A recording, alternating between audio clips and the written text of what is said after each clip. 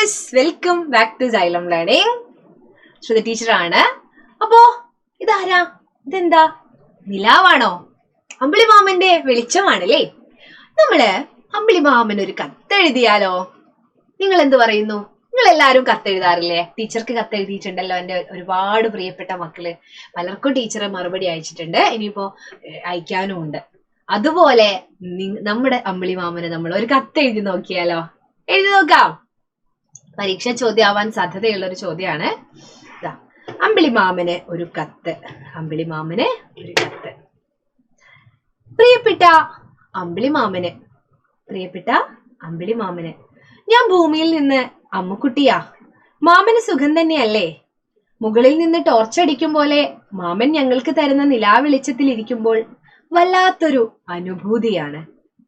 അമ്പിളിമാമനും നക്ഷത്രങ്ങളും നിറഞ്ഞ രാത്രി ആകാശം ഞങ്ങൾക്ക് ഒരു വർണ്ണ കാഴ്ച തന്നെയാണ്. അമ്പിളിമാമനോട് പറയാണല്ലേ, നക്ഷത്രങ്ങളെ ഞാൻ തിരക്കി എന്ന് പറയണേ.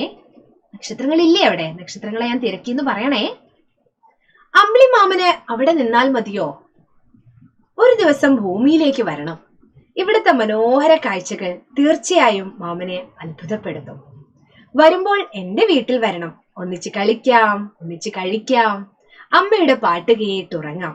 വരുമ്പോൾ ഉറപ്പായും എന്നെ അറിയിക്കുമല്ലോ എന്ന് സ്നേഹത്തോടെ അമ്മുക്കുട്ടി. എന്ന് സ്നേഹത്തോടെ അമ്മുക്കുട്ടി.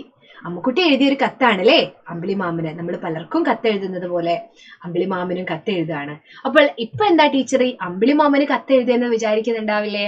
നമ്മുടെ ആദ്യത്തെ യൂണിറ്റിൽ തന്നെ ഒരു കുട്ടി സൈക്കിൾ ചവിട്ടാം എന്ന് പറയുന്ന ഒരു പാഠഭാഗത്തിലെ ഒരു കുട്ടി മൈക്കിളി ചേട്ടന്റെ സൈക്കിള് വാടകയ്ക്ക് എടുത്തിട്ട് ചന്ദ്രനിൽ പോകുന്നുണ്ട് അല്ലേ. എന്നിട്ട് തിരിച്ച് ചന്ദ്രൻ ഇങ്ങോട്ടും വരുന്നുണ്ട്. അപ്പൊ ചന്ദ്രന് ഭൂമിയിൽ വരാൻ ആഗ്രഹമുണ്ട് എന്ന്. പിന്നെ നമ്മൾ മറ്റൊരു പാഠഭാഗത്തിൽ പഠിക്കുകയാണ്, ആബിദക്കുട്ടി ഒരു പട്ടത്തെ ഉണ്ടാക്കുന്നു. ആ പട്ടം എവിടേക്ക് പോവാണ്?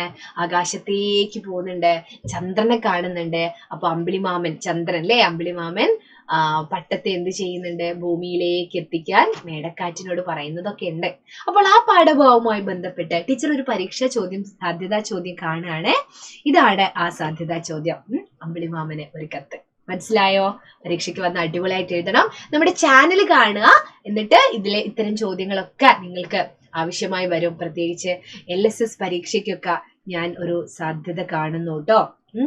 LSS പരീക്ഷയ്ക്കൊക്കെ ഈ ചോദ്യം വരാൻ ഞാൻ ഒരു സാധ്യത കാണുന്നു. നമ്മളൊരു കത്ത് എഴുതുന്ന സമയത്ത് അമ്പിളിമാമൻ എന്തുകൊണ്ട് ഒരു കത്ത് എഴുതിക്കൂടാന്ന്. അപ്പൊ ഒരു LSS ചോദ്യമായിട്ടാണ് നിങ്ങളെ ഞാൻ പരിചയപ്പെടുത്തുന്നത്. ഇനി ക്ലാസ് 4 അല്ലെ, 4ാം ക്ലാസ്സില് സൈലത്തിന് ഒരു ബാച്ച് ഉണ്ട്. പ്രാണ എന്നാണ് പേര്.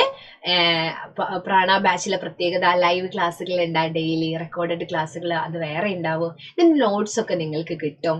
അപ്പൊ ഒരു വർഷത്തേക്ക് നിങ്ങൾ ഇങ്ങനെ അടിപൊളിയായിട്ട് പഠിക്കും. LSS ക്ലാസ്സുകളൊക്കെ ഫ്രീ ആയിട്ട് നിങ്ങൾക്ക് പഠിക്കാൻ പറ്റും. ഇതാ 2499 രൂപയാണ് ഒരു വർഷത്തേക്ക് ഇതിന്റെ ഫീ. ഇതുവരെ ജോയിൻ ചെയ്യാത്തവരുണ്ടെങ്കിൽ പെട്ടെന്ന് ഇപ്പൊ ജോയിൻ ചെയ്യുക. ഈ നമ്പറിൽ ഒന്ന് വിളിച്ചു നോക്കിയാൽ മതി. ഡീറ്റെയിൽ ആയിട്ടുള്ള കാര്യങ്ങൾ നിങ്ങൾക്ക് അറിയാം. 9995400800 എന്ന നമ്പറാണ് കേട്ടോ. അതുപോലെ